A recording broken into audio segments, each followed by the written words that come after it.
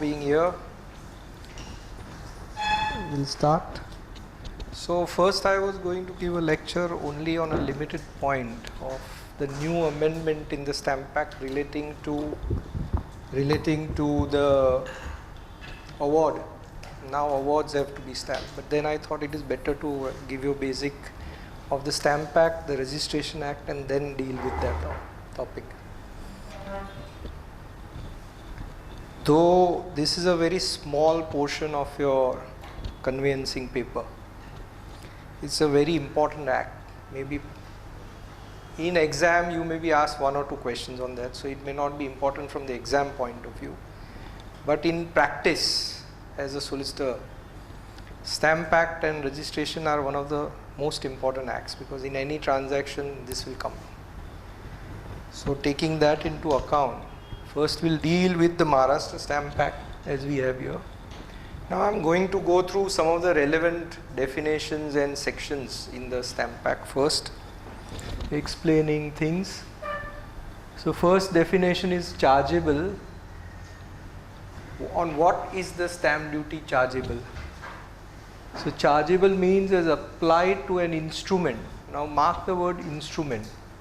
Executed or first executed after commencement of the act, chargeable under this act, and as applied to any other instruments chargeable under the law in force in the state when such instrument was executed, or where several persons executed the instrument at different times the first time it was executed. So chargeable is, the meaning is that how the stamp duty will be charged on an instrument. That's why they have given, because the word chargeable is used several times in several sections, that when stamp duty is payable on a particular instrument. Then the second, which is important, is the collector. There are several officers, but the collector is the chief officer in the stamp duty department. So the collector means the chief officer in charge of the revenue administration. It just gives a definition of collector, but he is the most important officer for the collection of stamp duty. Then we go to the next section, again the most important section and the definition in Stamp Act is conveyance. Conveyance includes, so it's an inclusive definition, it's not an exhaustive. It says conveyance and then it says it includes all this. A conveyance on sale, which you would know now, you must have learned by now what is a conveyance on sale. Every instrument, again they are talking of instrument, every decree or final order of any civil court. So even an order given by the court is an instrument chargeable to stamp duty, and it would be a conveyance if it involves what is described later. Every order made by the High Court under 394 of Companies Act. Anybody knows what is 394 of the Companies Act? What is 394 of the Companies Act 56? Now you have a new act, 202. 394 basically was amalgamation, merger, relating to those transactions. So similar provision is now in the new Companies Act. So whenever there is an order passed in that where a property of one transferor company is transferred to a transferee company in amalgamation, then that is also covered under the definition of conveyance and is to be stamped. So it is court order under 394 or every order made by the NCLT under 232, 234 of the new Act 2013, or every confirmation issued by central government under section 233 of the Companies Act 2013 in respect of amalgamation, merger, demerger, arrangement or reconstruction of companies, including subsidiaries of parent company, and every order of RBI, Reserve Bank of India, under 44A of banking regulation in respect of amalgamation or reconstruction of banking companies, one bank merging with the other bank, and every order made by BIFR under 18 and 19 of SICA. Now that is gone, I think it's repealed, so you need not bother about it. In respect of sanction of schemes specified therein, or every order made by NCLT under 31 of Insolvency and Bankruptcy Code. So this is the new provision. by which, now this is the important part. So all these instruments, conveyance or whatever, by which property, whether movable or immovable, or any estate or interest in any property is transferred to or vested in any other person, inter vivos. Inter vivos is very important here. So conveyance has to be inter vivos, not one sided, one party transaction. So it does not cover a will, and which is not otherwise specifically provided for by the schedule 1. So even if it is not specified in schedule 1, a conveyance, if it effects a transfer of any movable or immovable property or any estate or interest in any property, it would still be considered as a conveyance. Explanation is given: an instrument whereby a co-owner of a property transfers his interest to another co-owner of a property and which is not an instrument of partition shall for the purpose of this clause be deemed to be an instrument by which property is transferred inter vivos. Example of this simple explanation is a release deed. A release deed is basically a one co-owner transferring his right to the other co-owner. So suppose a father dies and leaves a property and the children release their rights in favor of the mother. Because the father has died intestate, property vests in all the heirs, and the other heirs, they all become co-owners and they are then releasing their share. Then that is also treated as a conveyance, because it is in inter vivos transfer, a transaction. Now what is duly stamped? Definition of what is duly stamped. This is also very important. I will deal with even later with this word duly stamped when I deal with that amendment in the award. Duly stamped as applied to an instrument means that the instrument bears an adhesive or impress stamp of not less than proper amount, and that such stamp has been affixed or used in accordance with the law for the time being in force in state. Basically it's trying to just say that you have to properly stamp it, either by using a stamp paper or affixing adhesive stamps, or now franking, or later on now we have a challan. So you pay that when you do that, then an instrument is duly stamped. But the stamping has to be with a proper amount. What is important is what is the proper amount. That we have to see the schedule. Next. Then the next definition is executed and execution. These are also very important words because they again relate to that amendment for stamping of the award. Executed and execution used with reference to instruments mean signed and signature. The term signed and signature also include attribution of electronic record as per section 11 of Information Technology Act. Now we get digital signatures. So it doesn't only include hand signature but also digital signatures. That's what it means. Immovable property. It includes land, benefits to arise out of land, FSI, development rights, and things attached to the earth or permanently fastened to anything attached to the earth. So a building, for example. Instrument. Instrument is now what we have been looking around again and again. Instrument. What is an instrument? Instrument includes every document by which any right or liability is or purports to be created, transferred, limited, extended, extinguished or recorded. These words you should mark. These same words appear in the Registration Act. Instruments is every document, again the word includes is used, so it is again not an exhaustive, it says includes. So it can go beyond this also. By which any right or liability is or purports to be created, transferred, limited, extended, extinguished or recorded. Can anyone give me examples of what is a creation of a right? How do you create a right? Okay. Contract for what? Contract for entering into a partnership. Yes, that's a good example. Transferred. Everybody knows transferred. Limited. This limited extinguished would again relate to a release, relinquishment. Extended. How do you extend it?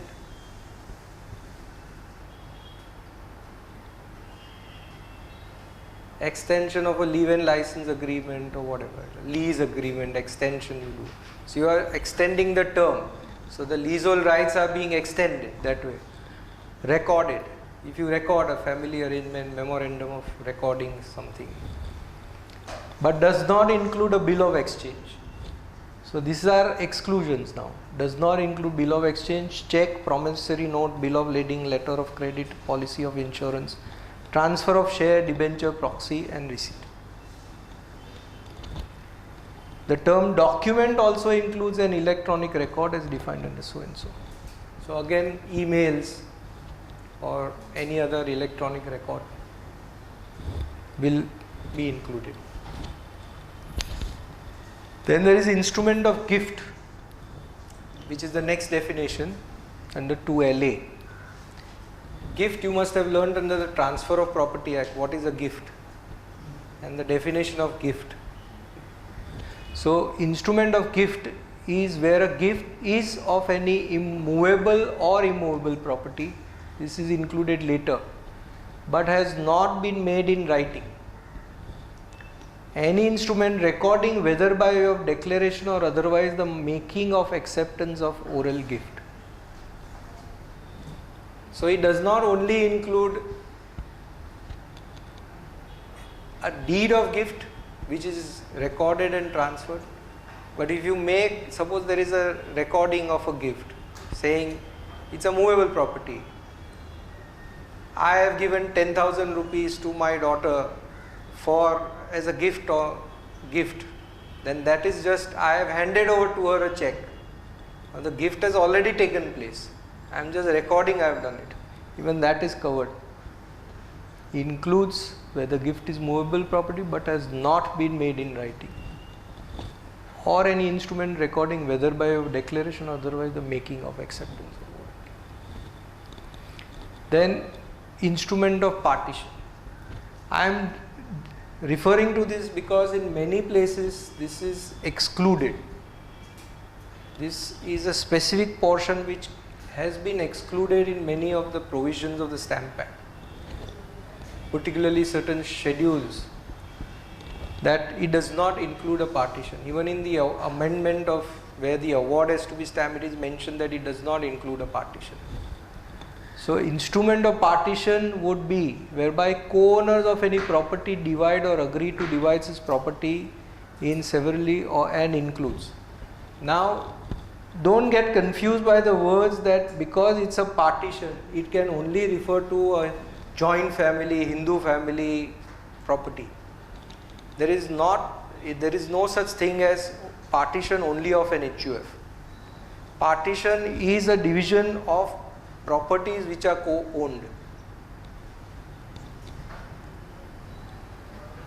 Similar example which I gave earlier, that if a person dies and he leaves properties between the families and there is dispute and then they divide it, they co-own it because it has been inherited by them, and then they enter into a family arrangement to partition it. That is a partition. You file a suit for partition. Give me my share from my father's estate. So partition is not restricted to joint family. A final order for affecting a partition passed by any revenue authority or any civil court.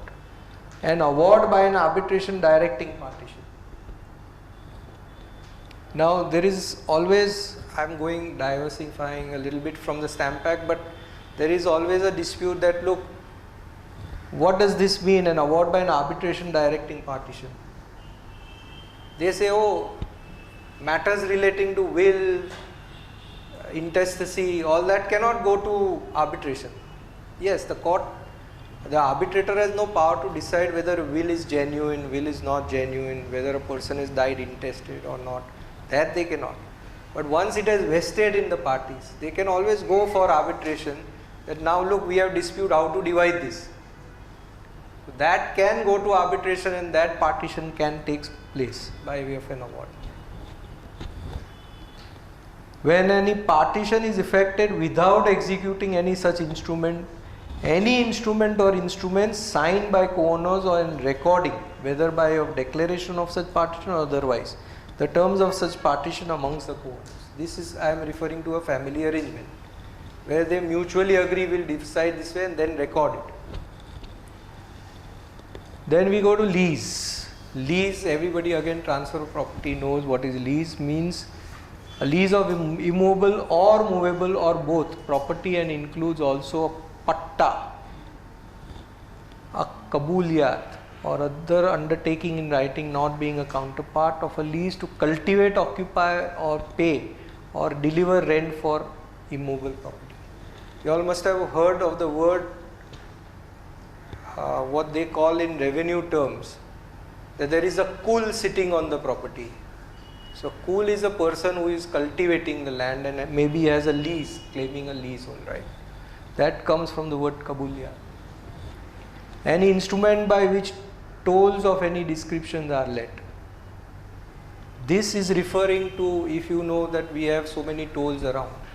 So there is a provision where they have, the government gives contracts to the contractors to build, operate, and then recover the monies by way of tolls, for which they give a lease. Any writing on an application for lease intended to signify that the application is granted, a decree or final order of civil court in respect of a lease, provided that where subsequently an instrument of lease is executed in persons of such decree or order, the stamp duty of any already paid and recorded on such decree or order shall be adjusted towards the total duty level. So this is not levying double stamp duty. But if you see the lease definition here and compare it with the transfer of property, this is much wider than what is in the transfer of property act. Another very important concept is market value, because everything is stamped on the basis of market value under the Stamp Act. So market value, what is the market value? Market value in relation to any property which is subject matter of an instrument means the price which such property would have fetched if sold in open market on the date of execution of such instrument, or the consideration stated in the instrument, whichever is higher. Therefore, stamp duty is recovered not only on the amount calculated as per the reckoner value, but even the consideration whichever is higher. So that's why this definition. Now next is movable property. We saw immovable property. Now this is movable property, includes standing timber, growing crops, grass, fruits. These are just important definitions, because what is movable property you should know. It says except immovable property, otherwise any property of every other description. Again the same words are used: created, transferred, limited, extinguished and recorded. Power of attorney. He includes, why I am including this power of attorney here, because this is also important for the Registration Act. And what is the power of attorney under the Stamp Act, how it is to be stamped, it is very important. Power of attorney includes any instrument not chargeable with a fee under the law relating to court fees for the time being forced, that is wakalatnama.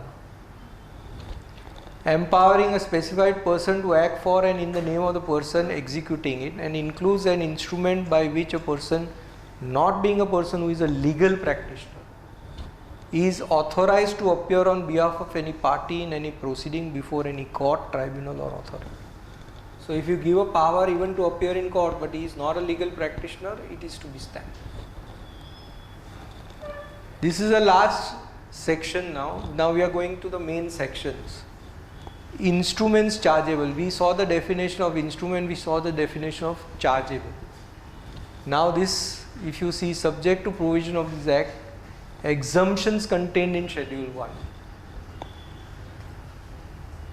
following instrument shall be chargeable with duty amount indicated in schedule 1. Now I am just reading this, you will say, oh, he is just reading the section, what is the use?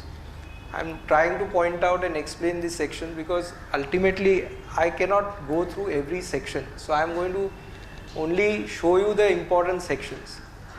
Which are the important sections? But this is not again going to be like limited to these sections. Your syllabus says chapters 1 to 6. So anything can be asked. I am not going to go through every section in those chapters. Therefore, don't think that because there is a PPT, because there is this, oh, we were only taught this, our exam should not go beyond that. Every instrument mentioned in schedule 1. Then every instrument mentioned in schedule 1 which not having been previously executed is executed out of the state. So one is in the state and one is out of the state. Provided a copy or extract, whether certified to be true copy or not, and whether facsimile, image or otherwise of original instrument on which stamp duty is chargeable under provisions of the section, shall be charged with full stamp duty indicated in schedule 1 if the proper duty payable on original is not paid. So if you don't pay on original, then even a copy is required to be stamped. This is again, proviso is very important. I will come to this when we discuss other provisions. Again, this is an exception. No duty is chargeable on instrument executed on behalf of government, instrument of sale, transfer, either absolutely or by way of mortgage, otherwise of any ship or vessel, or any part, interest, share or property of any ship or vessel registered under the Bombay Coasting Vessels Act, Merchant Shipping Act. Several instruments used. Now this is section 4. Several instruments used in single transaction of development agreement, sale, mortgage, settlement. Now when you do a development transaction, you enter into a development agreement, then you enter into permanent alternate accommodation agreement. There is a power of attorney.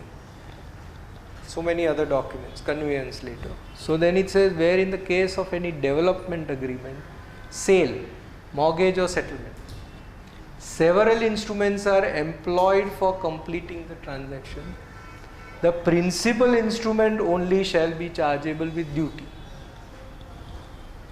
For conveyance, development agreement, mortgage or settlement, and each of the other instruments shall be chargeable with duty of 100 rupees instead of duty prescribed for it in that schedule. If you go through the schedule, that not only the development agreement but conveyance, also the power of attorney, also the permanent alternate accommodation, every document has to be stamped separately. But this section provides that if you pay stamp duty on the principal instrument, suppose you treat development agreement as the principal instrument, then you don't need to pay on the others. The parties may determine for themselves which of the instruments so employed shall, for the purposes of this section, be deemed to be the principal. So they leave it to you. You decide which document you want to pay stamp duty. But pay on one, don't pay on the others. If the parties fail to determine the principal instrument between themselves, then the officer before whom the instrument is produced may determine it. Duty chargeable on the instrument so determined shall be the highest duty.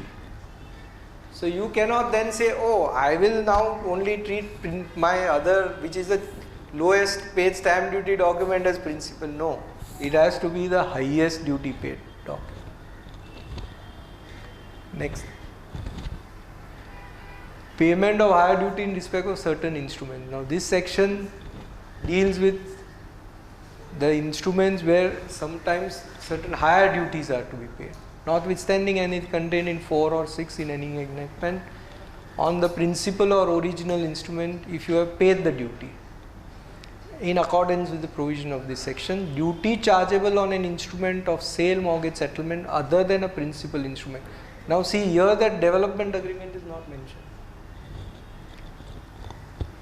Or a counterpart, duplicate of any instrument shall, if the principal would, when received in this state, have been chargeable under this act with a higher rate of duty, be the duty with which the principal or original instrument would have been chargeable under section 9. Now what does this mean? This is trying to say that you have executed some documents out of state, stamped it there, treating that as a principal instrument. Then you bring it and say, oh, I have paid the stamp duty there, so I don't need to pay. But if the stamp duty payable in Maharashtra is more than what you have paid elsewhere, then that would not be treated as principal. Even if you treat it as principal, you will have to pay the difference. Notwithstanding anything contained in the enactment, in any enactment for the time being force, no instrument, counterpart, duplicate or copy with duty under this section shall be received in evidence unless you pay this. Provided any court before which an instrument, duplicate or copy is produced may permit duty chargeable under this section to be paid thereon, and men may then receive it in evidence.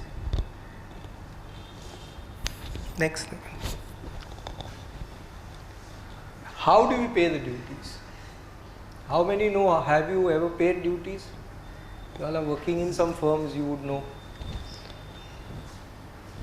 So this section merely says how you pay: franking machine, cash, demand draft, pay order, e-payment.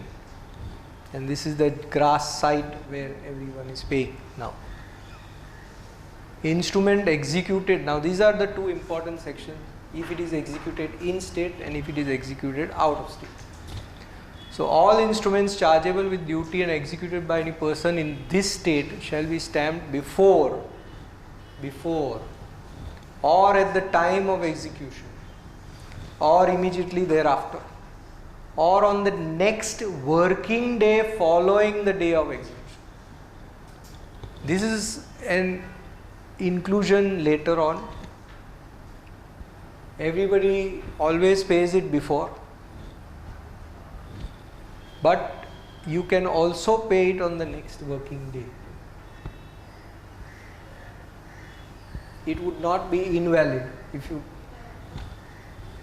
pay it the next day. We had an occasion, your colleague, my article clerk, we had an occasion where the registry had asked for an administration bond in the department, testamentary department. The client was abroad, so he couriered it. Not abroad but out of state, and he couriered it. It came the next day, and we had a stamp paper which we purchased the day it came, which was the next day, and they said no, this is not allowed, you should have stamped it earlier, so you redo it.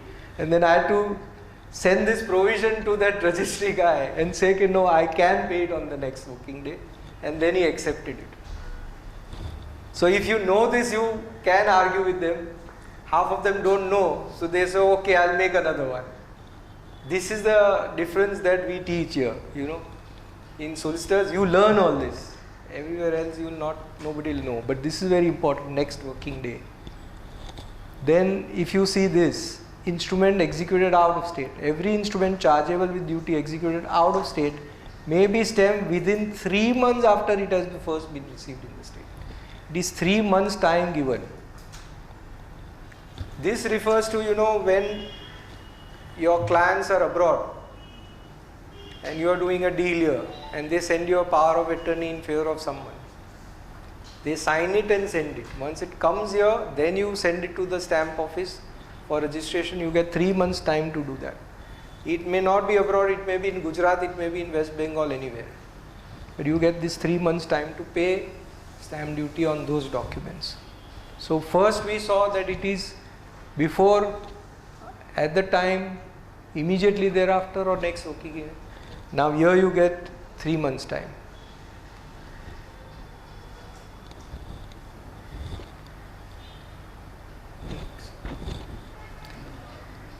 Payment of duty on certain instrument or copies thereof liable to increase duty in Maharashtra state.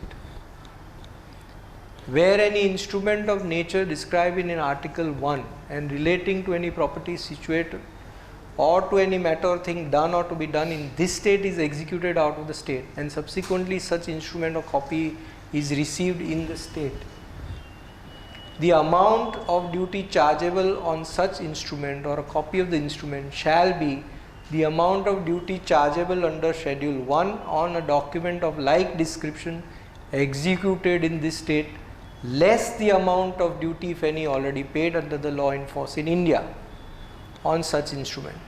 And in addition to the stamps, if any, already affixed thereto, such instrument or a copy of the instrument shall be stamped with the stamps necessary for payment of the duty chargeable on it under clause A of this section, in the same manner and at the same time and by the same person as though such instrument were an instrument received in this state for the first time, at the time when it became chargeable with the higher duty.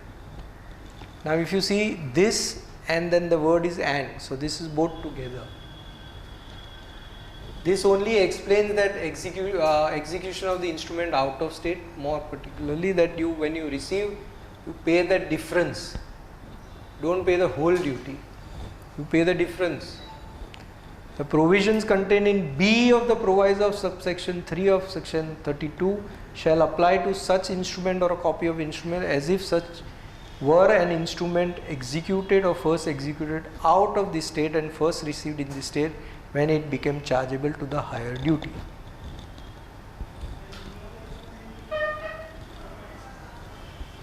One more important section, section 30. Who pays the duty? In absence of agreement to the contrary, the expense of providing proper stamp duty shall be borne in case of any instrument described in any of the following articles of Schedule 1, namely. Now, mark these words, in absence of an agreement to the contrary. So, this does not say that, oh, you have to pay like this only. If the parties agree to something else, contrary, it goes by what the parties have agreed. We go straight here to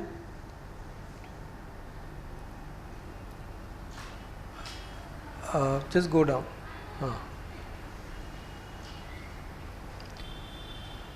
Case of a conveyance. All the earlier sections, if you see, which we saw, just go up again. All these documents, bonds, agreement of deposit of title deeds, indemnity, release, 52, settlement, go down. By the person drawing or making such instrument. In case of a conveyance, including a conveyance of mortgage property, by the grantee, the purchaser. In the case of a lease, by the lessee. Now if you have seen conveyance definition which we saw, it included gift. That's why they have used the word grantee and not a purchaser, because it goes beyond just the sale conveyance. In case of a counterpart, by the lessor. In case of an instrument of exchange, by parties in equal shares. In case of a certificate of sale by purchase of property to which such certificate relates. In case of an instrument of partition, by the parties thereto in proportion of their respective shares in the whole property partition. Or when the partition is made in execution of an order passed by a court or an arbitrator in such proportion as the authority court or arbitrator directs. In any other case, by person executing the instrument. Again same, executing the instrument.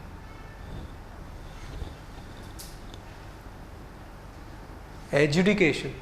Now I am not going to go through this, I will just explain the adjudication process. Almost some of you may be knowing that when a document, you don't know what is the stamp duty payable, or you are confused. You can make an application to the collector, send it there.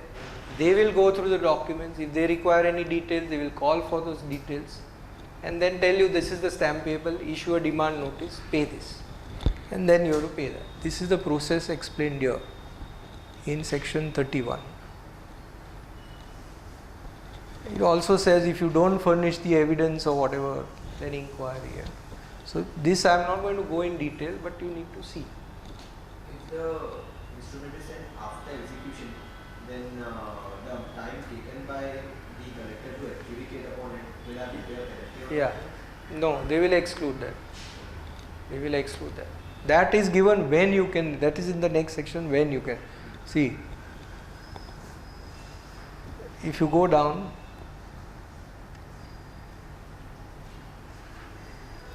within 1 month of execution of first execution of such instrument. So when can you give it to the collector? You can give it within 1 month of execution or first execution, or if such instrument is executed out of state, within 3 months from the receipt in the state. So you have that time within which you can give.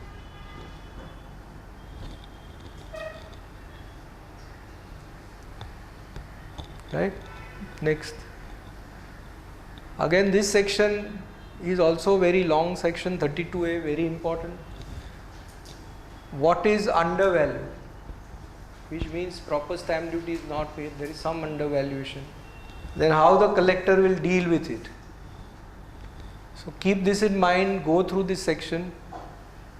I'll just read the first part, that when every instrument of conveyance, exchange, gift, certificate of sale, deed of partition, power of attorney, to sell immovable property when given for consideration, deed of settlement or transfer of lease by way of assignment, and also any other instrument mentioned in 1 chargeable with duty on basis of market value of the property presented for registration under provisions of registration Act, shall be accompanied by a true copy, provided that in case instruments executed on or after 4th July, extract of instrument taken from registration record shall be deemed to be true copy.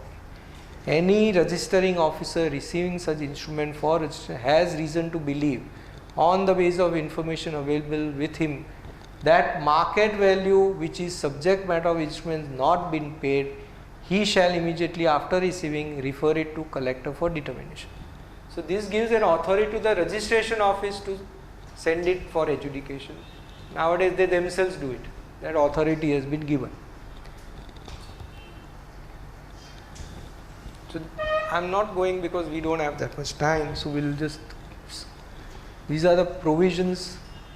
Please go through it carefully. If you have difficulty, you can always contact me.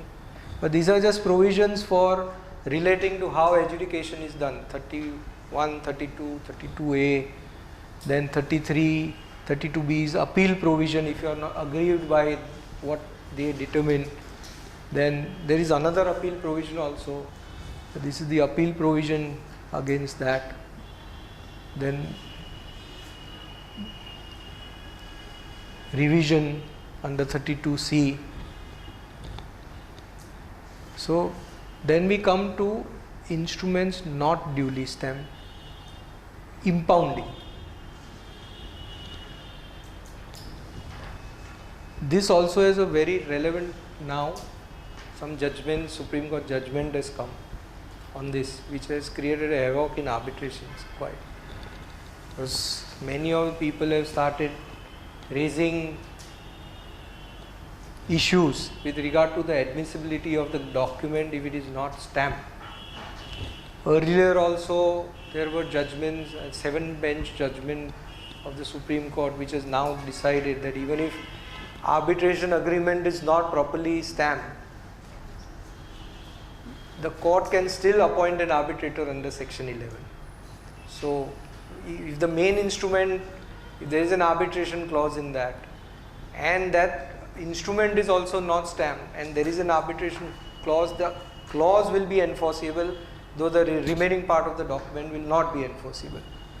That earlier some courts had held that no, you can't even look into that document.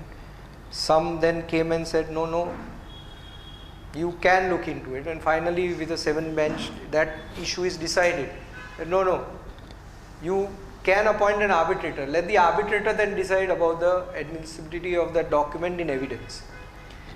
Then recently a judgment has come that if it is not stamped, and it is what is the effect of that? I'll come to that later. So this says impounding. Subject to provisions of 32A, we saw that registration officer and all that.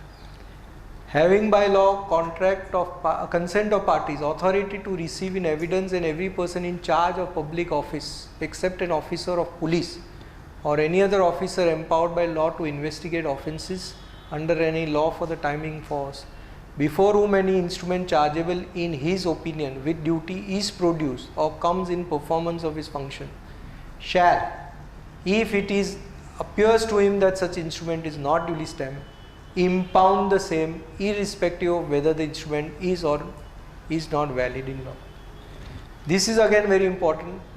Merely because a document is not stamped, it doesn't mean that the document or instrument is invalid. That is a wrong concept. The document may be valid. It is just not enforceable in law. You can't go to court and seek performance of that. But it is still a valid document. So there is a difference between invalidity of a document and enforceability of a document. So what it says is whether it is valid or invalid is immaterial.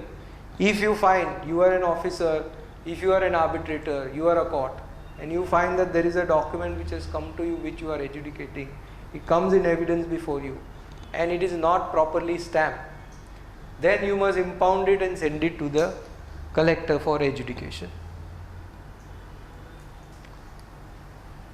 For that purpose, every such person shall examine the instrument so produced or coming before him, in order to ascertain whether it is stamped with a stamp of value of description required for the time being, when such instrument was executed or first executed. Then it says this will not affect anything which is going to a magistrate, or in case of a judge, duty of examining and impounding will not be done by the judge but by any officer delegated. For the purpose of this section, in case of doubt, state government may determine what offices shall be deemed to be public offices and who are the public officers. So this is an important section of impounding of documents. Then next, instruments not duly stamped inadmissible in evidence, section 34. So whatever document is not properly stamped, again instrument chargeable with duty. So a document which requires payment of duty as per the schedule 1, if it is not paid and is brought before in evidence by any witness or in any manner, then that would not be admissible in evidence. It will not be acted upon. It will not be received in evidence. It will not be registered or authenticated by any such person or by any public officer unless the duty is paid.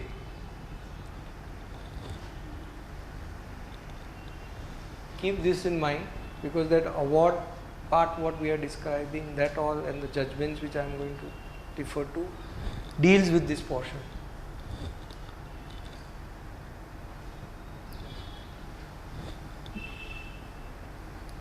This is a continuation of that same section. When can it be admitted? Well, these are the exceptions. When the duty is paid and the penalty is paid, then you can admit it. Next.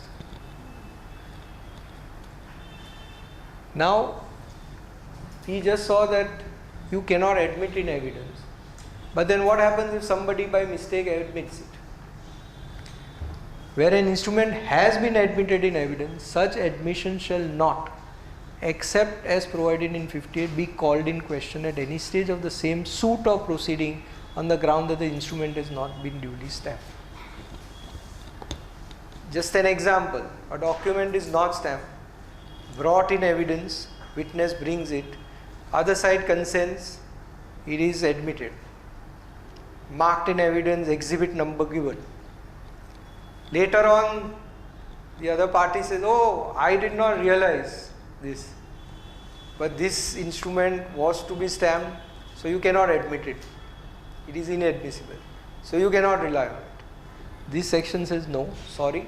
If it is admitted, it is admitted. Now you cannot reopen it. The Supreme Court judgment which I am referring to is based on this.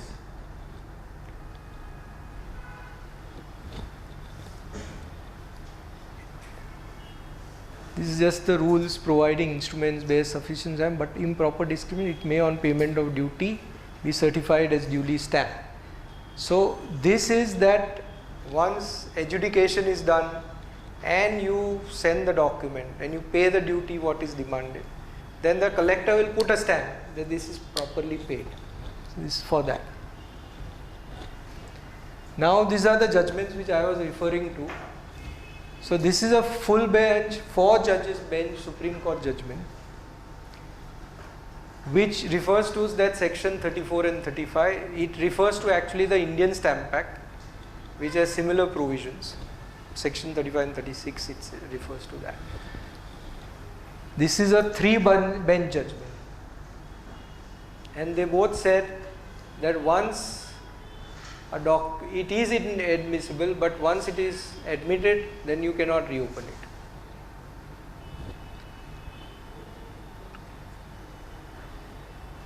This is interpreted in this judgment of 2007 by the Supreme Court 2 division bench, referring to these 2 judgments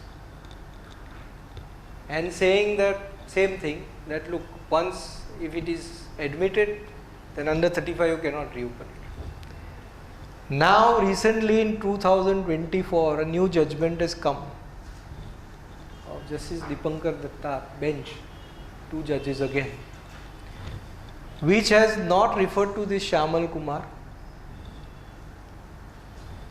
has referred to this judgment and interpreted these 2 judgments to say that no, it can be reopened in certain cases, in the sense that if the adjudicating authority like an arbitrator or court, while admitting the document, has not applied his mind to the document but just admitted it because somebody has given a consent, then 35 doesn't apply, and the defendant or the opposite party can still raise an issue of inadmissibility of that document. That is this judgment of G.M. Saul Hamid, which has created an havoc, because in arbitrations where documents were already admitted, evidence was going on, and then during arguments people have filed applications saying no, you can't rely on this. In my view, this judgment is per incurable, because it has not considered Shyamal Kumar Roy, which has taken a totally contrary view and said that no, whatever, once it is admitted, it is admitted. This judge has taken this view on the basis that no, there was no application of mind because senior counsel was not present in the argument, and some consent, by consent this document was marked. Really, there was no application of mind, there was no adjudication by the authority to say whether the document really needs to be admitted or not. So 35 doesn't apply. So this is a controversy now going on in many matters, arbitration, because of this judgment. But these are 4 judges' judgment of the Supreme Court, which will overrule every other judgment. Ram Ratan almost follows Javaharlal. So these 2 will overrule both this also.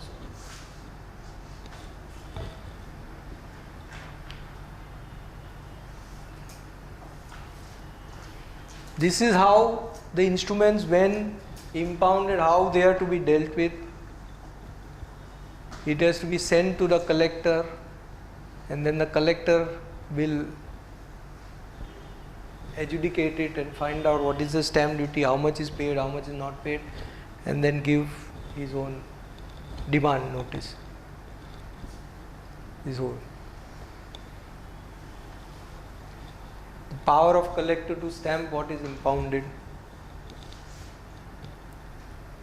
This whole section deals with that. Now, suppose it is unduly stamped by accident. Any instrument chargeable with duty and not duly stamped, not being an instrument chargeable with a duty of 29 rupees, is produced by any person of his own motion before the collector. This is not impounding, but I go to the collector. Within 1 year from the date of execution of the first execution, and such person brings to the notice of collector the fact that such instrument is not duly stamped, and offers to pay to the collector the amount of proper duty required to make up the same, and the collector is satisfied that the omission to duly stamp such instrument has been occasioned by accident, mistake or urgent necessity, he may, instead of proceeding under section 33 and 39, which is impounding, receive such amount and proceed as next hereinafter prescribed, with the prior approval of the additional collector of stamps for the areas in Mumbai city, and for other areas Deputy Inspector General of Registration and Deputy Controller of Stamps. So collector can stamp even after 1 year under this section, but you have to prove that it is by accident not stamped, or due to mistake it was not stamped, or whatever.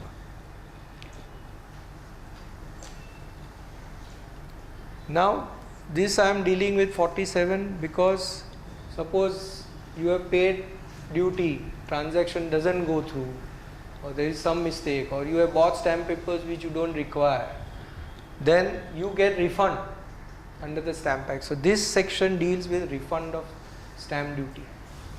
It says, subject to rules as may be made under the state government as to the evidence to be required or inquiry to be made, collector may, on application made within period prescribed under 48, if he is satisfied as to the facts, make allowance for impressed stamps spoiled in the cases hereinafter mentioned. What are the cases? Stamp on any paper inadvertently and undesignedly spoiled, obliterated, or by error in writing or any other means rendered unfit for the purpose intended before any instrument written thereon is executed by any person. You use the stamp paper for some document which it was not supposed to be used. Say you have paid stamp duty for a conveyance, but you attach it to a power of attorney, or the name of the client is mentioned wrong, or there is some typo error or something and you want to cancel that, then you can apply that. Stamp on any document which is written out wholly or in part, but which is not signed or executed. Parties don't sign it. What do you do with that stamp paper then? Or what have you paid? Even a challan. Claim refund. Stamp used for an instrument executed by any party thereto, which has been afterwards found by the party to be absolutely void in law from the beginning.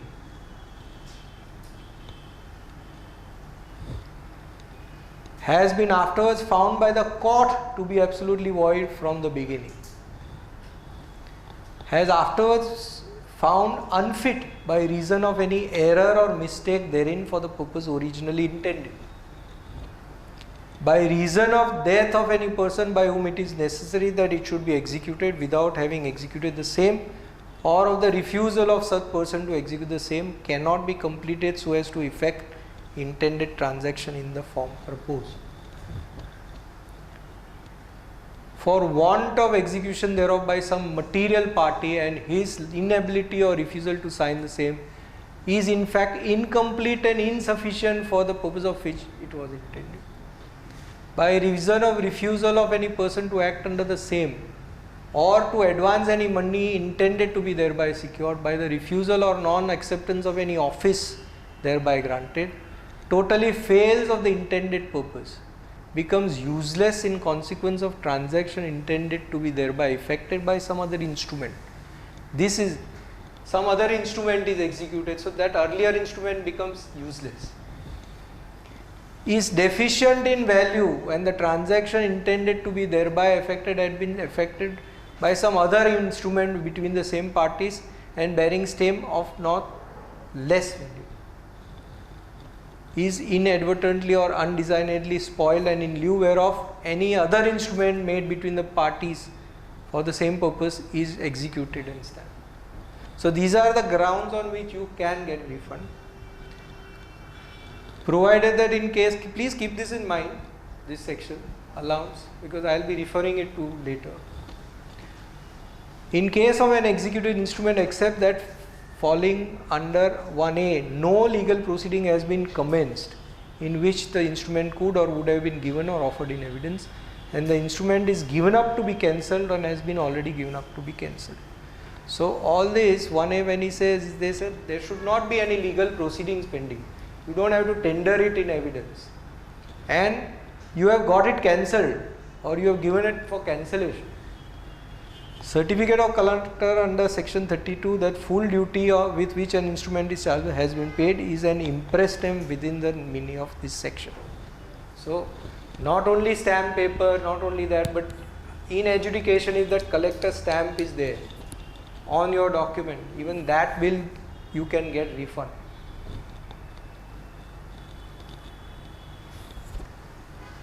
Now certain schedules will deal with the certain schedules of the Stamp Act.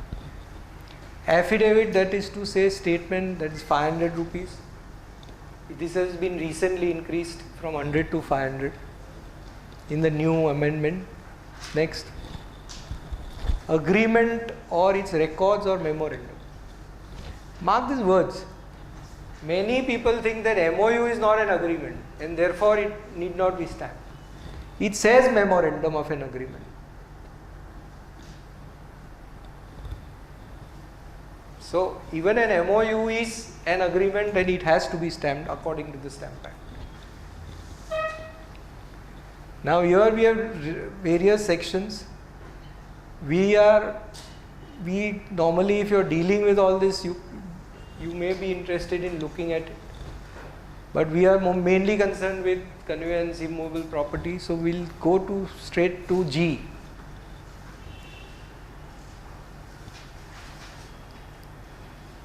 If relating to, no, not G, GA, next one. This, GA, if relating to giving authority or power to a promoter or a developer by whatever name called for construction on development of or sale or transfer in any manner whatsoever of any immovable property. This refers to development agreement basically. If you have a development agreement, then it is to be stamped. Then relating to purchase of one or more units in any scheme or project by person from a developer. Anyone buys under the RERA agreement now a flat from a builder, then it is to be stamped here. And it has a proviso that if you later on execute a conveyance, then whatever duty you have paid on the agreement will be adjusted against that conveyance stamp duty. Go to the next page. Then there is a difference between stamp duty for residential use, within what areas and all that. So accordingly you have to pay 5%, 6%, whatever. Then, one minute, go up. This is just for your, no, next page.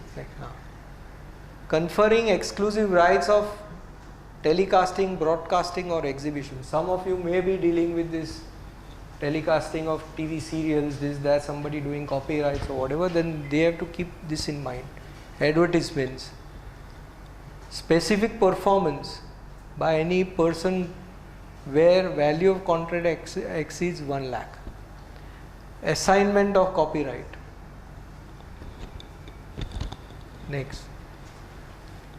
This is what I was talking earlier, project built, operate and transfer. That lease thing which I said, that where tolls are collected on bridges and all. They are given under built, operate and transfer to the contractors, L&T and all that. You build, you operate, then we'll give you a lease and you recover. Then this is relating to goods, merchandise. Next. Then we come to agreement relating to deposit of title deeds. This you know is a equitable mortgage. It's how to be stamped.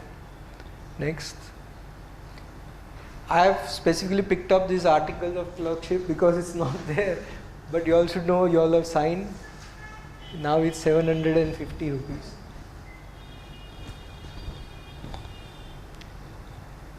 Assignment. Assignment goes with conveyance. Award. This is the new amendment.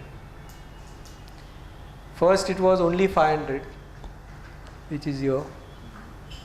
Now it is more. Now if you see, the words are the same. Award, that is to say any decision in writing by an arbitrator or umpire on a reference made otherwise than by an order of the court. Mark these words.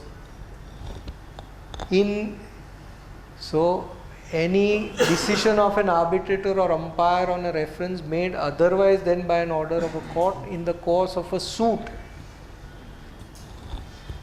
being an award made as a result of written agreement to submit present or future differences to arbitration, but not being an award directing partition. I told you, keep in mind partition. So if it is an award of partition, it is not to be stamped. But other awards have to be stamped now. Earlier it was 500. Now it has to be stamped. But if that arbitration is referred by any court in a suit, in the suit the parties say, okay, why don't you go for arbitration? And they say, okay, we'll consent to go for arbitration. Then that is also not covered by this. These words and these words are common, but they have changed the duty here. And instead of just 500, they have said if it's an immobile property, then you have to pay as per conveyance. And if it is movable, then it is as per the amount which is given, which is awarded. I will come back to this later on after we finish the review and if we have time. Cancellation is 500. Next. Conveyance, most important article 25. Movable first, then it goes to immovable. And then there are these explanatory notes, exemptions, go down. High Court, again this is amalgamation, Companies Act, what duty has to be paid. Next. For the purpose of where in the case of agreement to sell an immobile property, possession of an immobile property is transferred or agreed to be transferred to the purchaser before the execution or at the time of execution or after execution. This is again referring to that agreement, Article 5 which we saw. That if you are entering into agreement, treat that as a conveyance and pay the stamp duty, and when you pay that, if you do a conveyance later, you get that benefit of adjusting that amount which you have already paid against that. This is another one, deemed conveyance.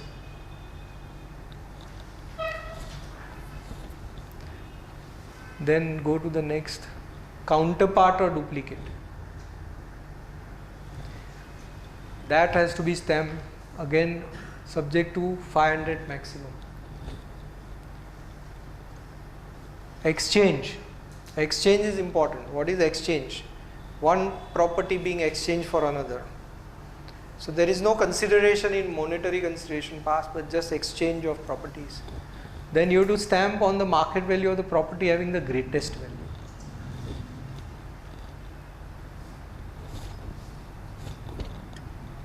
Next, gift.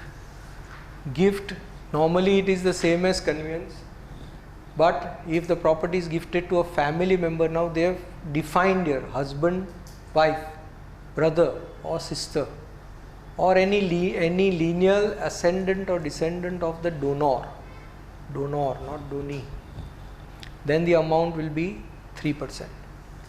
Further reduction, residential and agriculture property gifted husband, wife, son, daughter, grandson, granddaughter, wife of deceased son.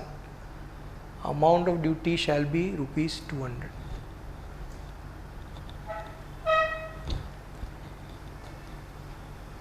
Lease. Period not exceeding 5 years is this. Period exceeding 5 years is this. That you. So lease, lease has to be worked out. Explanations are given. When you have premium or money advance or to be advanced security deposit, then that is to be added. Renewal period shall be treated as part of present lease. Here if you see, mark the word 90%. So it is not the same as conveyance, but you have to take the value 90% of the value, market value, and then pay. So it will come less by 10%. Leave and license, again same way, 20.25% on license fee, amount non-refundable deposit, interest on the refundable deposit. So all have to be added. If it exceeds 60 months, 5 years, then it is to be treated as a lease and stamped as a lease. That's why we have maximum period of leave and license as 5 years with any party.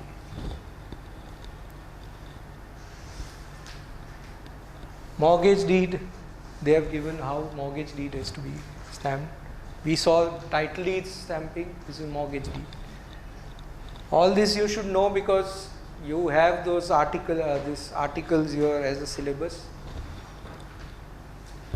Then next, partition, what I already dealt with. Percent amount, market value of separated shares or shares of the property.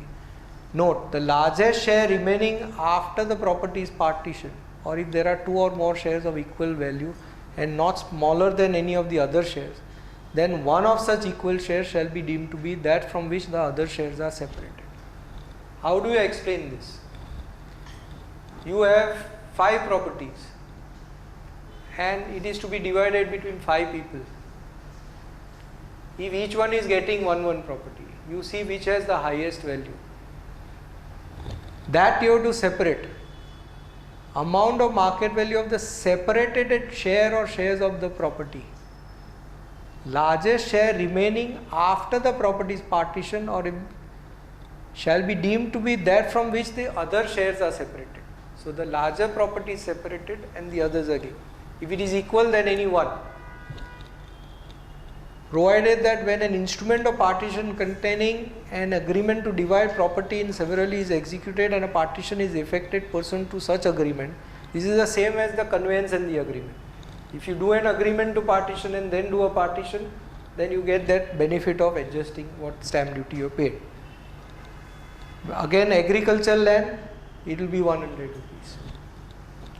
Final order of a court partitioning with the stamp required of an instrument of partition, such order is subsequently executed, then you get the benefit. But you have to pay on the decree of partition. Partnership, whether LLP or any other partnership or joint venture, where no share 500, where contribution of capital is made, they will. When immovable property is brought in, then as a conveyance, is a transfer from somebody to the partnership. Sole purpose of, now power of attorney, sole purpose of registration of one or more documents, only if you give for registration power, then it is fine. So this, if you relate to that powers given by people staying out of Maharashtra or out of Bombay, to admit execution of any document in Bombay or in Maharashtra, wherever, then it is 500 rupees, which has to be stamped as per that section out of state within 3 months when it comes in the state. When required in suits, 500. When required authorizing person to act in single transaction, 500. More than one transaction, 500.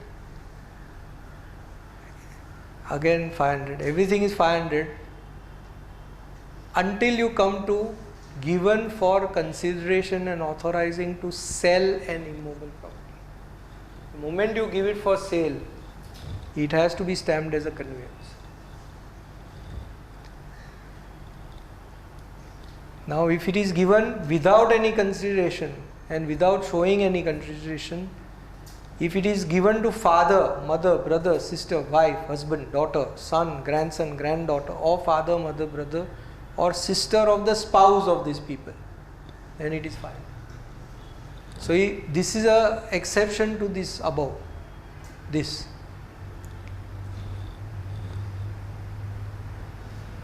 In any other case, conveyance.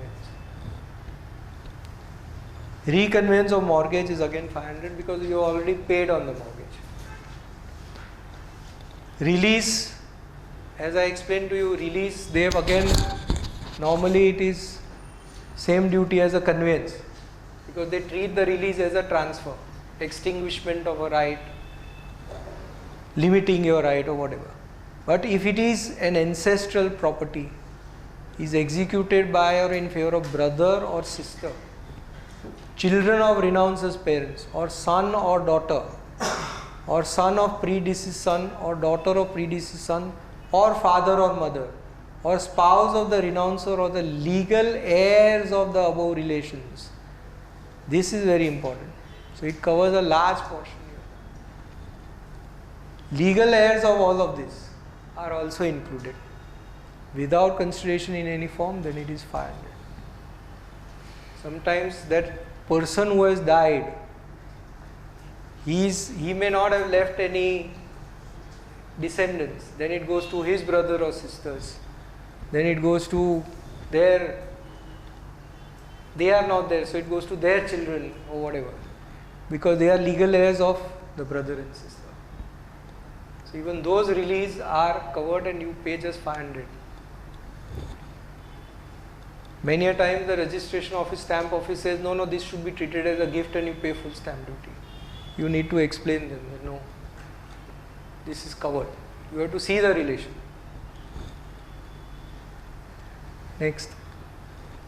Then we have settlement. What is a settlement? Now, settlement basically is when you settle some property or some amount in trust, give it to the trustees.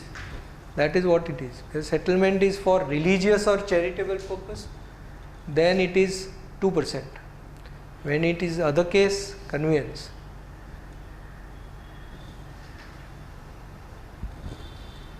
Then surrender of lease. When the lease is surrendered, 500 rupees if it is without consideration. If it is with consideration, then the same as leviable under 25, which is conveyance again.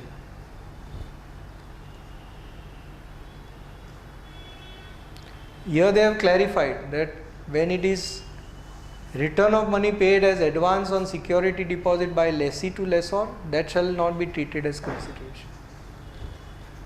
Transfer. This is a formal transfer under 59. This transfer is when you get a probate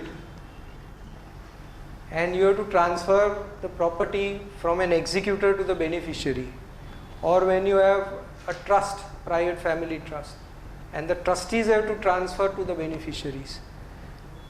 That is covered under 59. So this is debentures. Then we go to the next step. No, you have not put that, sorry. You can see this under 59 in the stamp pack that you have. Sorry, it's not been scanned properly.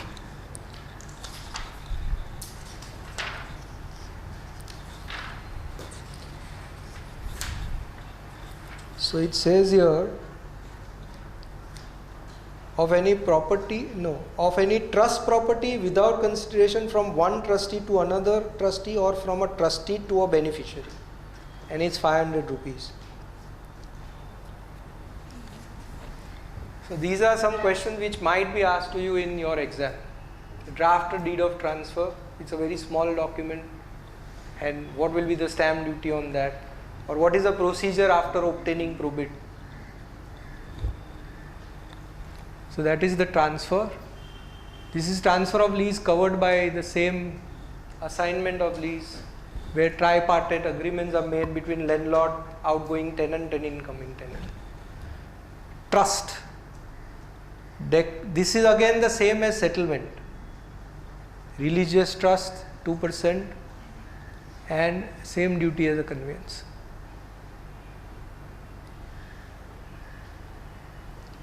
So C settlement it says also. So these two articles are almost identical. Now this is the new amendment which has come, which has increased certain amounts as stamp duty, including that award that we saw. Next page you just see. This is the award increase of, this is the ordinance by which now awards are being stamped and are required to be stamped. Then next we go to next slide. This is a comparative table where and what is increased. So affidavit is increased from 100 to 500, agreement from 100 to 500, then articles of association, award, this is the increase in award, counterplate is increased, counterpart and duplicate is increased from 100 to 500, then partnership is from 15,000 to 50,000. Next, then surrender of lease from 200 to 500, release from 200 to 500. So this is just a comparison. Now we will go to the Registration Act. Main two sections in the Registration Act are 17 and 18. 17 deals with those documents which are compulsorily registerable. So section 17 refers to all those documents which have to be registered. It is compulsory, mandatory. Instrument of gift, non-testamentary, so not wills. But with, again, see, these are the words which I wanted to show. Operate to create, declare, assign, limit, extinguish. Present in future any right, title or interest, vested or contingent of value of 100 to or in any immobile property. Non-testamentary instruments acknowledge receipt of payment of any consideration on account of creation, declaration, assignment, limitation or extinction of any right. Leases, non-testamentary instruments transferring or assigning any decree or order of court, where such decree or award purports to operate, create, declare, assign, limit or extinguish, whether in present or in future any right, title or interest, whether vested or contingent, of value of 100 rupees or upwards, in an immobile property. Then documents containing contracts to transfer for consideration any immobile property for purpose of 53A. That is that agreement for sale. This is amended and brought in. That now agreements are also compulsorily registerable.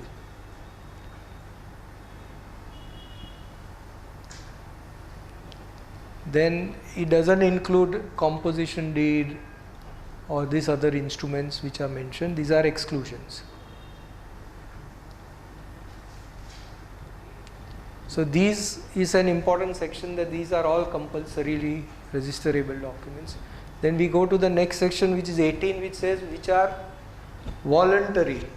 It is not mandatory but voluntary. You can, if you want to register, register this.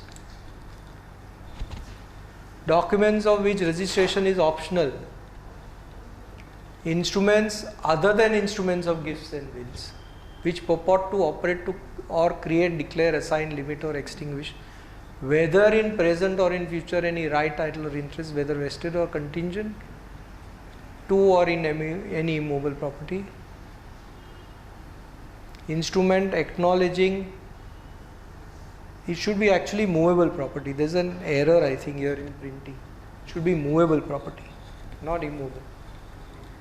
Here there is an error. Instrument acknowledging the receipt of payment of any consideration on account of creation so and so, so and so. Leases not exceeding 1 year. Instruments transferring or assigning any decree, award, purports to operate. Next page. Create, declare, assign, limit, extinguish, whether in present and future any right, title or interest, whether vested or contingent, of a value less than 100. So it is less than 100. Instruments which purpose to create, declare, assign, limit or extinguish right, title in any movable property. Wills, all other documents not required by section 17 to be registered. Now here there is a Maharashtra amendment. You should keep in mind that when you read, you should keep note of this Maharashtra amendments, because that will be applicable. This is lis pendens notice. Notices of pending suits or proceedings referred to in 52 of Transfer of Property Act.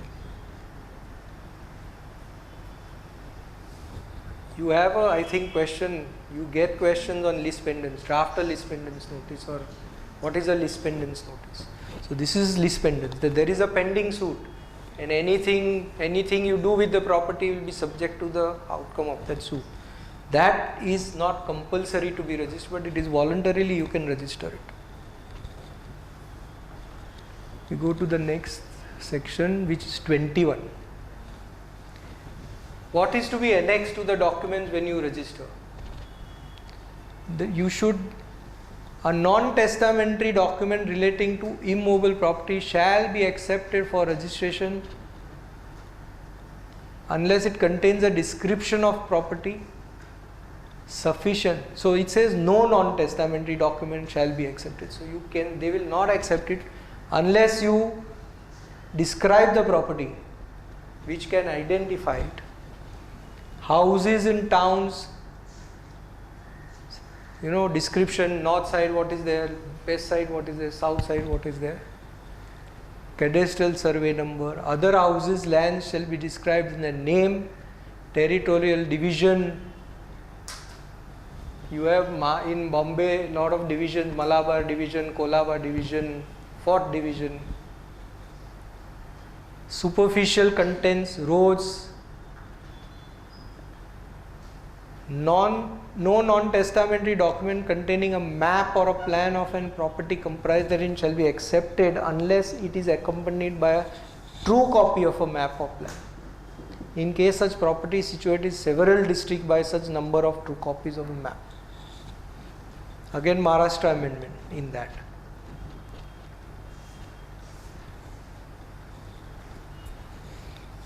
Then descriptions of the houses and land by reference to government maps. Where it is in the opinion of the state government practicable to describe houses not being houses in towns and lands by reference to a government map or survey, state government may by rule made under this act require that such houses and lands as aforesaid shall for the purpose of section 21 be so described in the document. So this basically gives what you need to mention to give description. Don't give short description not mentioning survey numbers, CS numbers, CTS numbers. Anyone knows the difference between CTS and CS?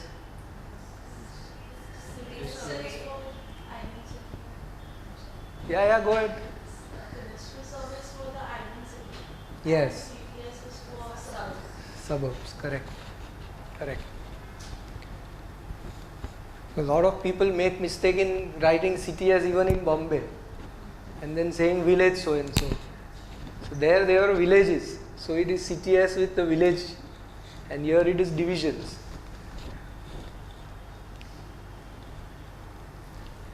Anyway, next we'll go to the next section. Time for presenting these documents. When do you have to present? So it says no document other than a will shall be accepted for registration unless presented for that purpose to the proper officer within 4 months of its execution. This can be extended to another 4 months after paying penalty. Maximum is 8 months. After 8 months you cannot register a document. If it's a decree or an order of a court which you want to present, then it will be 4 months from the day on which it becomes final. Now when several people execute at several different places and several different times, then it is within 4 months from the date of each execution. So basically you get 4 months from the last person who executes. Next. When there is a delay, so if you don't do it and it has remained to be executed, then another 4 months you pay that fine or penalty and then you can register it. Now documents which are executed out of India. So when you send some document abroad, it is executed abroad and it is to be registered here. Then it has to be presented within 4 months after its arrival in India.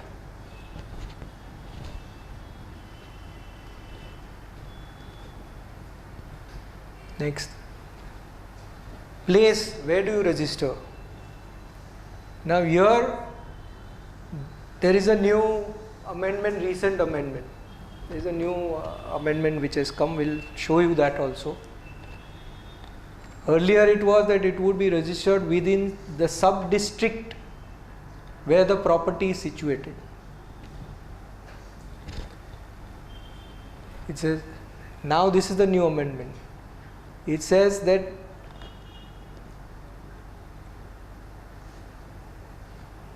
in case of Mumbai and Mumbai city and suburban, it can be anywhere in Bombay. First it was sub-district. So either if it is within island city, as they say, Mumbai city district, you can register only here in Worli or in Old Custom House, and in suburb you used to register there. Now it is anywhere in Mumbai. In fact, earlier when we were article clerks, you could register any document, even in Gujarat state you could register in Bombay. There was no restriction. Then they brought in restriction of all these divisions, and now again they are going back to that. Just go to the next. Who can present the documents for registration? So by some person executing or claiming under the same, or in case a copy of a decree, claiming under such decree, or representative or assign of such person, or an agent of such person, representative or assign, duly authorized by a power of attorney, executed and authenticated in the manner hereinafter mentioned.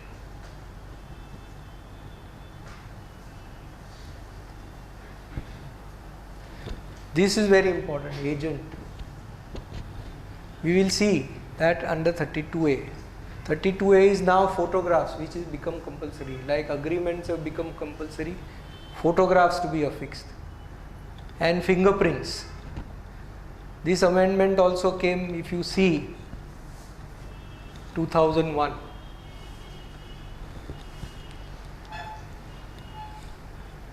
This is the power of attorney which we were talking about earlier, agent. Under 32, if you have to assign it, to appoint an agent, then if the principal, that means the person who is the main person giving the power of attorney, resides in any part of India in which this act is for the time being enforced. This Registration Act is a central act, it's not a state act. Then it has to be executed before the registrar or sub-registrar within whose district or sub-district the principal resides. So if he is residing somewhere in Madhya Pradesh, he has to go to that town sub-registrar and sign it before him and send it here. If the principal at the time resides in any part of India in which the act is not in force, then a power of attorney executed before and authenticated by any magistrate. If there is no sub-registrar, because that act is not in force, so there is no sub-registrar. If the principal does not reside in India, then a power of attorney authenticated by a notary public or any court, judge, magistrate, Indian consul or vice consul, or representative of central government. Then this provides basically deals with somebody who cannot go for registration, then gives some exemptions.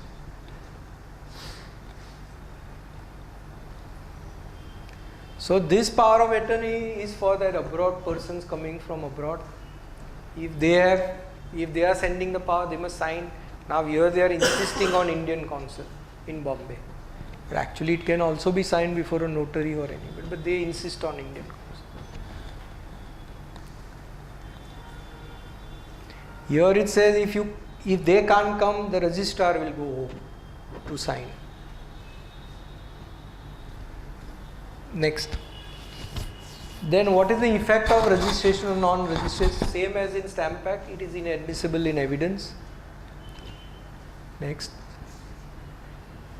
Effect, it will not affect any immovable property comprised therein or confer any power to adopt or received in evidence of any transaction affecting such property conferring such power unless it is registered. So what is required to be registered under 17 has to be registered, otherwise it doesn't take effect.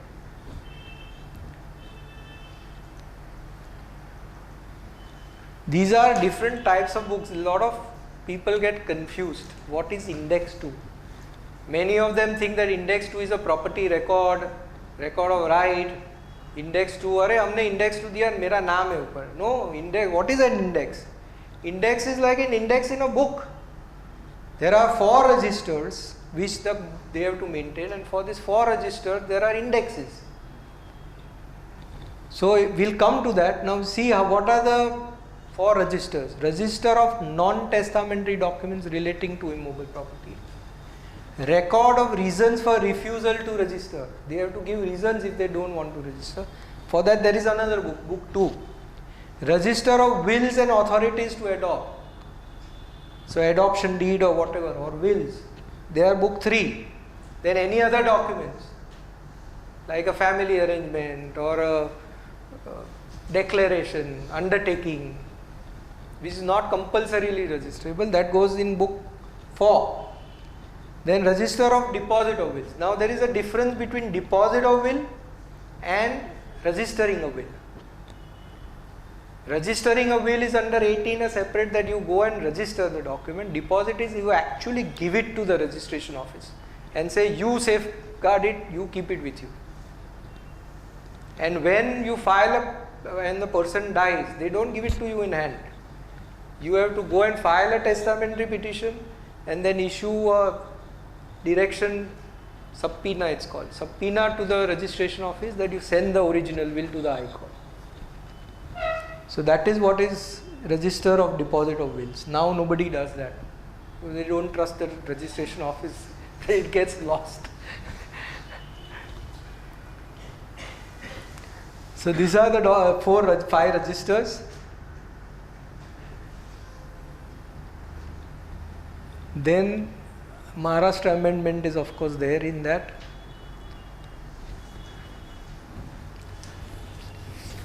That they can change when it is illegible or whatever. They can change the register. When you give it to the search clerks, so many times they come with the comment, register not available, destroyed, mutilated, whatever. Next. Entries to be numbered consecutively in these registers. Maharashtra amendment is also not very relevant. Then comes indexes. This is what index 2 is, which I was talking. In every office in which any of the books herein before mentioned are kept, there shall be prepared current indexes of the contents of such books. And every entry in such indexes shall be made so as far as practicable immediately after registering officer has copied or filed a memorandum of the document to which it relates. So basically what is an index is that it is just an index of what that document is registered on which page, who are the parties. That is the index and they give you that index 2. So index 2 is not a title document. It is not some property record where you can go and say, oh, my name is there, so I am the owner.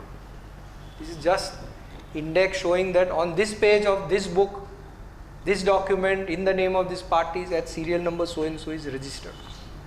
That's it. You can apply for copies of these indexes. You can get it, certified copies. Next.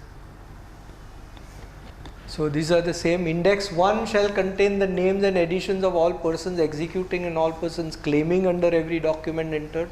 Index 2 shall contain particulars mentioned in section 21 relating to every such document and memorandum as Inspector General from time to time directs. 3 shall contain names and editions of all persons executing every will and authority. So index 3 relates to that wills. Index 4 contains names and addition of persons executing, all persons claiming under every document entered in book 4. So there is each index for each book, 1, 2, 3, 4.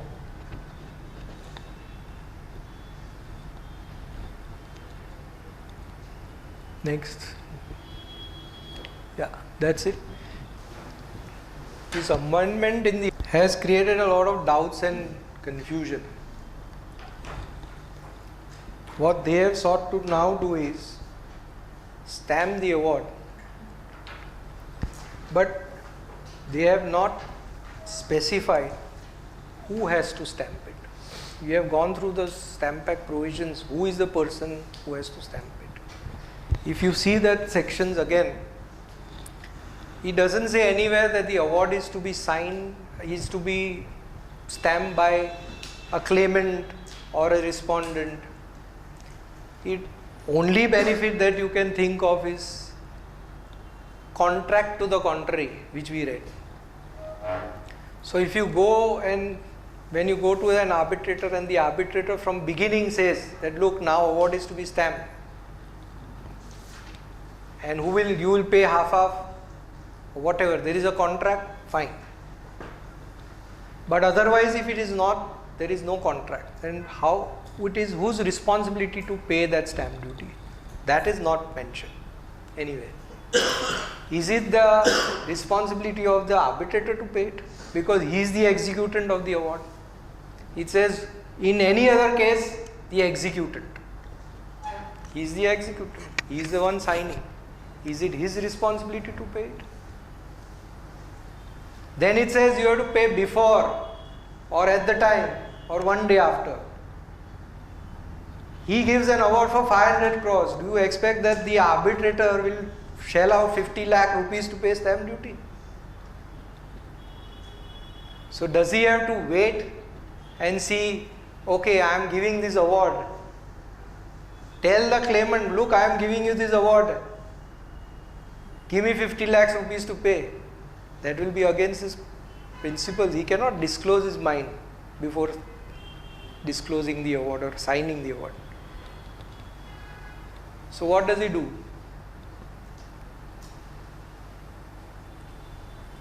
Will he send it for adjudication?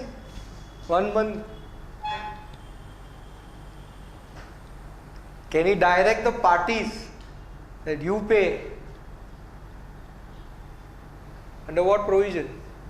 How can he direct the parties you pay? So they have not considered this at all.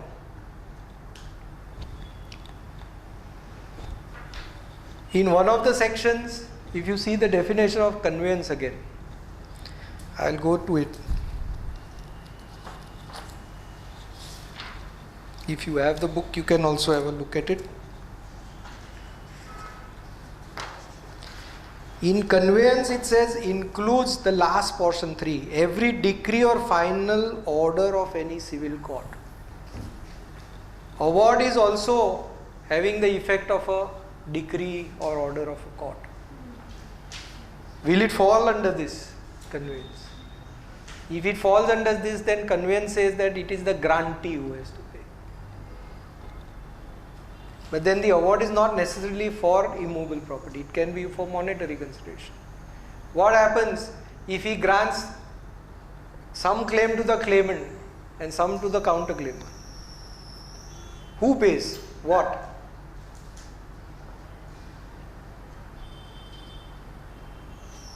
Suppose he rejects the claim. Who pays?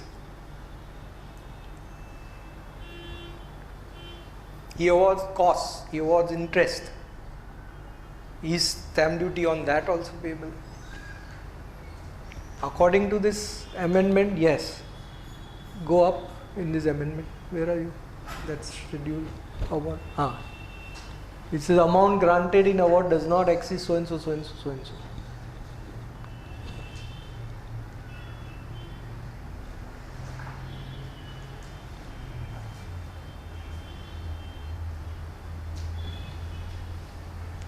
And see the anomaly. If it is amount granted in the award does not exceed 50 lakhs, it is 0.75%. Then it says where an amount granted exceeds 50 lakhs but does not exceed 5 crores. Then it says 37,500 plus 0.5%. So you pay on this and then you pay on 0.5%, not on the difference but on the entire amount again. So this amount they are charging double. Same way is here.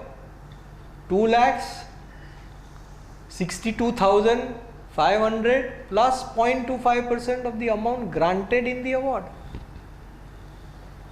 So merely because your amount goes up, you charge this base and then additional 0.25%. Not the difference between these two. You have already paid this.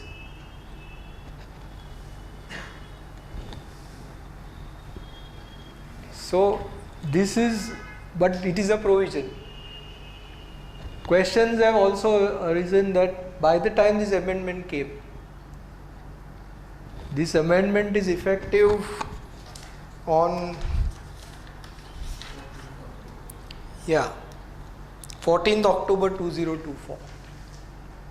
What happens to the awards passed prior to that? It will not be effective. It doesn't say retrospective. What happens between 14th October and till this came out, and that person has already signed the award and given it? What happens to the person now that this person, he will say, what do I do as an arbitrator? Do I disclose to that party and tell him to pay? There was a law commission report on this from the Madras High Court saying that stamp duty, if the award says and it is required to be stamped and registered, then what are the options? And the law commission says there are two options. One is it tells the parties, you go and stamp it and register it. But what happens if somebody goes under 34, he wants to go under 34 to challenge it? What happens if he wants to go under 36 to enforce the award?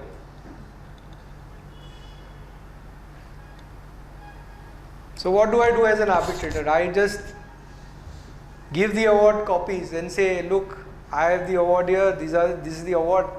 Now whoever wants to enforce it will pay, or whoever wants to challenge it will pay. What do we do as an arbitrator? Who will pay?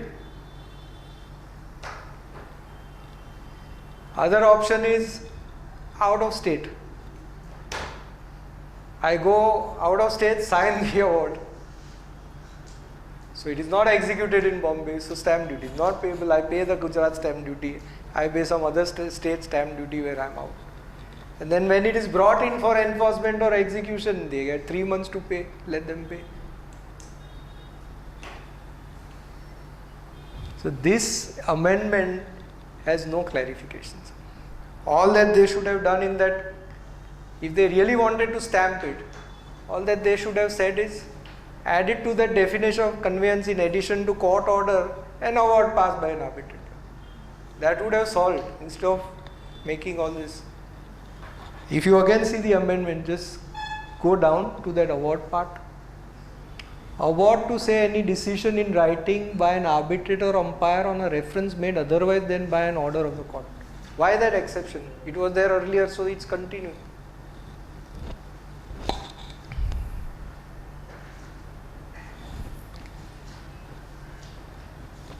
And partition is not included. So 2 exceptions. But any other award under section 11 referred to by the court under an agreement, then it is stampable. As a conveyance if it's an immovable property, otherwise. What happens if you have an award which is stamped as a conveyance and then you execute another conveyance because the award directs that so and so party will execute a conveyance. It's a specific performance dispute between the parties and the arbitrator grants he has specifically performed this contract, execute a conveyance. So what, double stamp duty? There is no exemption like in the others, that if you have already paid on the award, then you don't need to pay on the conveyance. There is no such provision. What happens if it is under 34 challenge and the award is set aside and you have paid the stamp duty? What do? Allowance. That's why I showed you that provision of allowance. That now it is unusable, it is void from beginning. Court has declared it as void from beginning, or whatever. It is now, that transaction is not. So these are all these issues which have arisen in this because of this amendment. And the courts will have to ultimately rule on this, and maybe it will be challenged, somebody will challenge, whatever. Anyway, that's what I just wanted to bring to your notice, because I don't know if some examiner considering this amendment may ask you questions on this. So I hope I was good enough to give a good explanation about Stamp Act and Registration Act. Thank you. Any questions? Anybody has? Yeah. So in a release deed, when we are talking about immovable property, but what happens when somebody is releasing their tenancy rights in a property? So if the mother has the, let's consider, if the mother has the tenancy, she's passed away. So now it's her kids who get the tenancy rights. Out of the 3 kids, let's say 2 kids want to release their tenancy in favor of the 3rd kid. But this is the right, it's not the property as such. Then what happens? So it's an intangible right, as you say, and that is subject to the consent of the landlord. That provision is given in the Tenancy Act. If you see the Rent Act, section earlier 511C, now 715D. Who would be a tenant? I don't have the Rent Act, but if you can open it to your.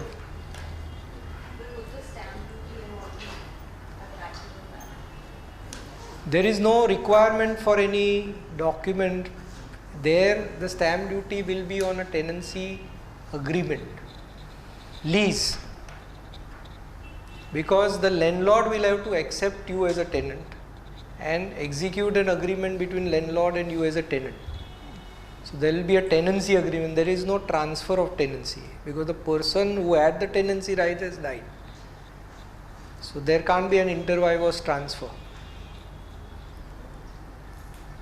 So if you see the Rent Act, we can, let's see, Maharashtra Rent Control Act.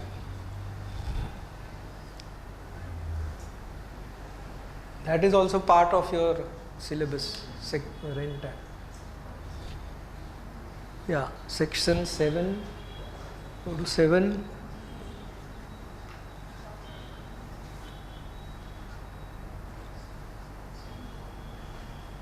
Up. 711.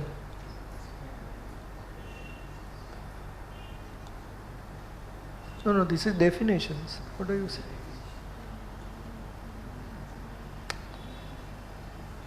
Ah, 7.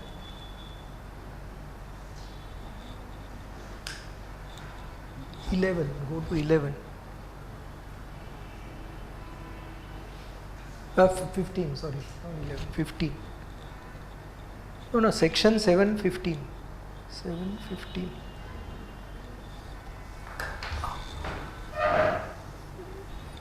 Yeah, 1 minute. There. Yeah, tenant. So section 715D, tenant means any person by whom or whose account rent is payable for any premises, and includes, if you go to D, in relation to any premises when the tenant dies, whether the death occurred before or after commencement of this act, any member of tenant's family who, where they are let for residence, is residing, or where they are let for education, business, trade or storage, in using premises of any such purpose with the tenant at the time of his death, or in the absence of such member, any heir of the deceased tenant as may be decided in the absence of agreement by the court. So the definition itself says who is a tenant. if somebody dies, if a tenant dies, the first right is given to a family member who is residing with that tenant if it's residential or in commercial premises, who is working with the tenant at the time of his death. He gets the first right, not the other heirs. And if there is no such, in absence of any one such family member, then any heir. But it says in absence of agreement. So they can by agreement decide, okay, let him be the tenant.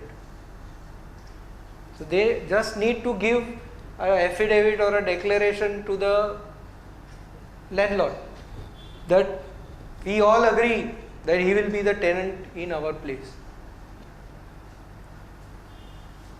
And the tenant, then the landlord has to accept him as a tenant.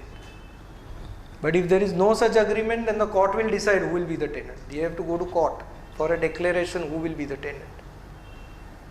Okay? Any other questions? Okay, have a nice weekend, everyone.